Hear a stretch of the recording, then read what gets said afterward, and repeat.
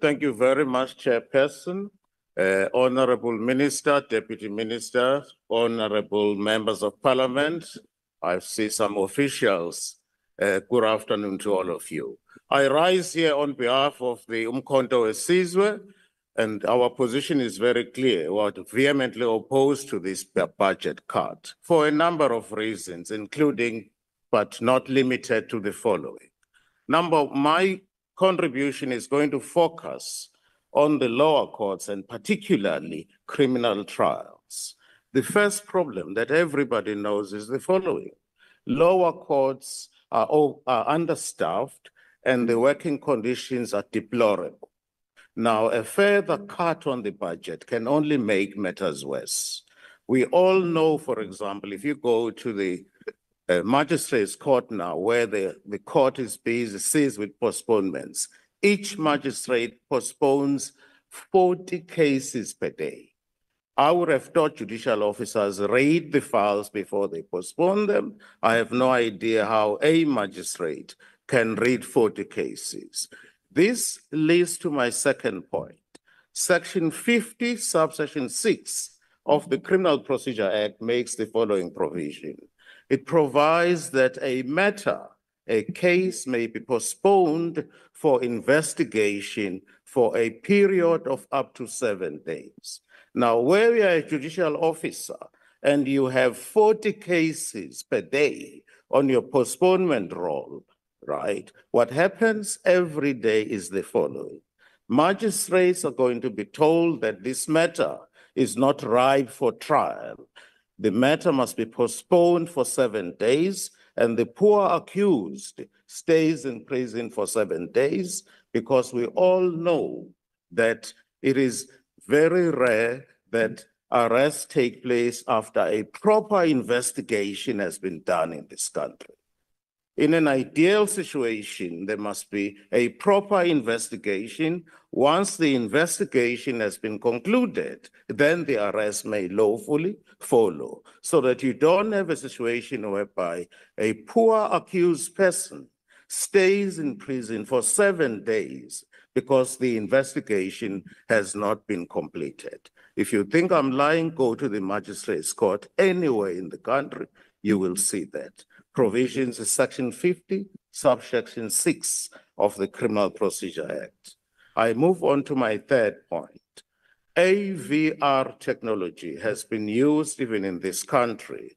This is the technology that is used for postponement of cases. The problem, obviously, is load shedding.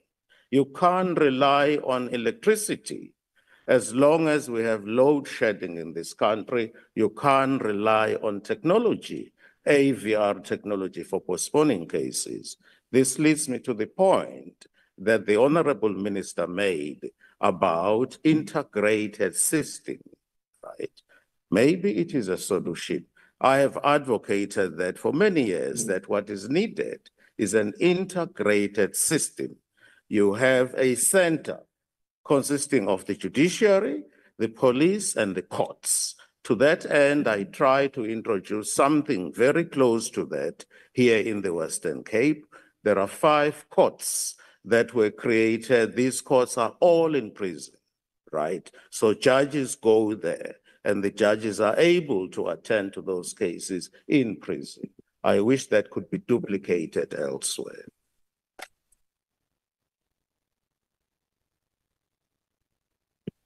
The problem is made even worse. I'm talking now about the backlog. The problem is made even worse because of the use of foreign language interpreters. If you get someone from Maputo or any part of the world, it can be from Bangladesh, that person, in terms of our constitution, has a right to have the proceedings conducted in a language that he will understand, which means if the person comes from any part of the world, that person has a right to use that language, and the proceedings must be interpreted to him. We don't have enough foreign language interpreters.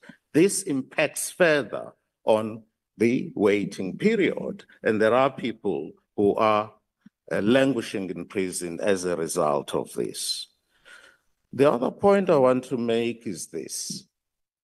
The resources are limited, and one would have expected the prosecuting authorities to use those resources wisely, not widely, but wisely.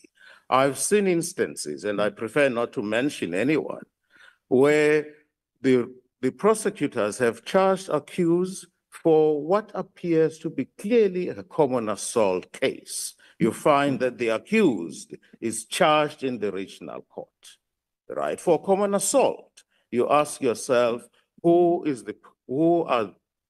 sought to be pleased by the prosecutors? I prefer not to mention any name. It was a high-profile person from one of the political parties. The charges against him, he was convicted of assault GBH. In my view, that conviction cannot stand. It should have been common assault. It was an open clap, not even a fist.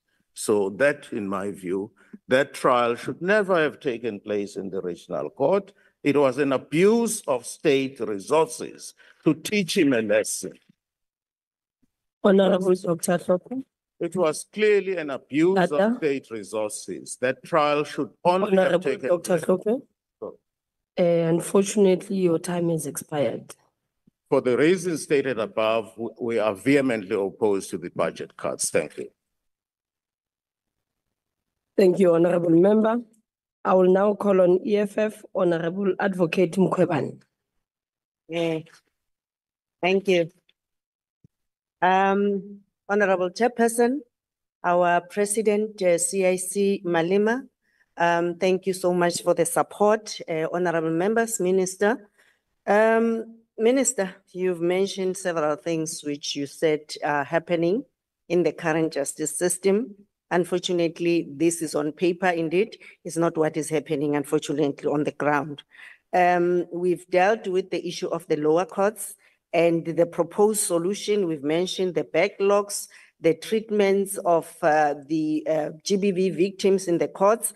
And I think the serious issue which we need to focus on, we need the lower courts bill. We need to move the lower courts to be under the OCJ. That will then ensure their independence and make sure that they are properly funded and they are properly dealt with.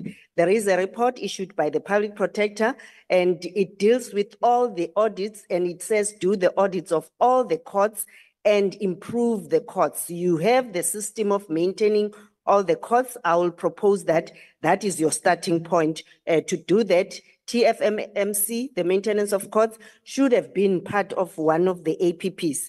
And I will suggest as well, go through the FFC report, the Fiscal and Financial Commission report, where they were also recommending how you can use the integrated and high level as a technology to improve the issue of access to justice.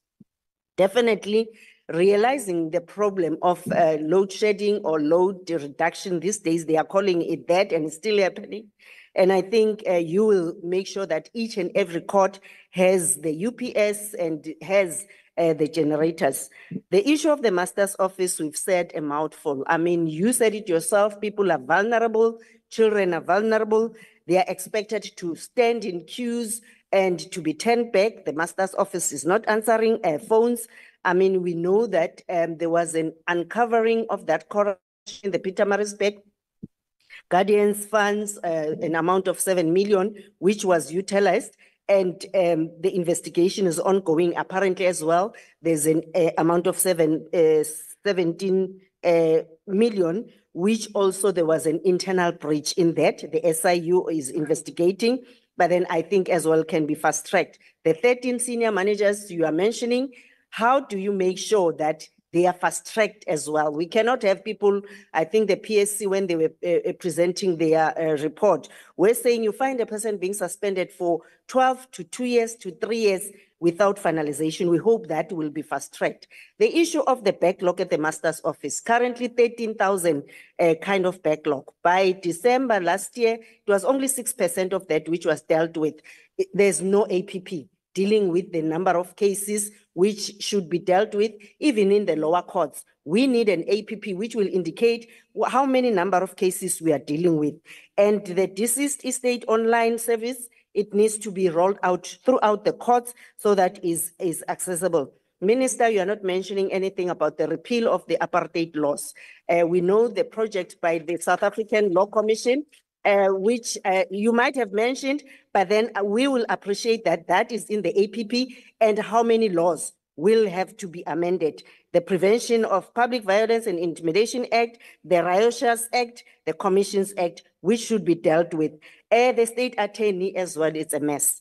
And before I go to the state attorney, I'm disappointed that the Justice Committee chairperson, we agreed that we'll call upon the NPA, SIU and deal with their reports. That has never happened. And it's something which we are not appreciating ourselves. State attorneys, you find state attorneys having 1,000 more cases per state attorney. Can you look into that? Make sure you employ more state attorneys. Secondly, use previously disadvantaged attorneys who've established their firms, but they are not able to do anything.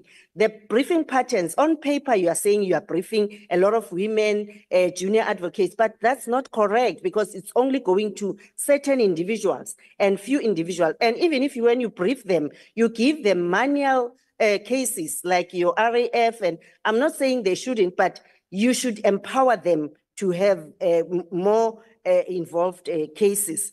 And NPA is also another problem. There's no, in their APP, we need to see how many cases they have. There was a mention that is around 150,000 backlogs. That should be there. That should be monitored quarterly. That should be dealt with. I'm disappointed, and we are disappointed at EFF that there's unresolved cases, about Hlophe cases, about ABB corruption. The way they resolved it, it was wrong.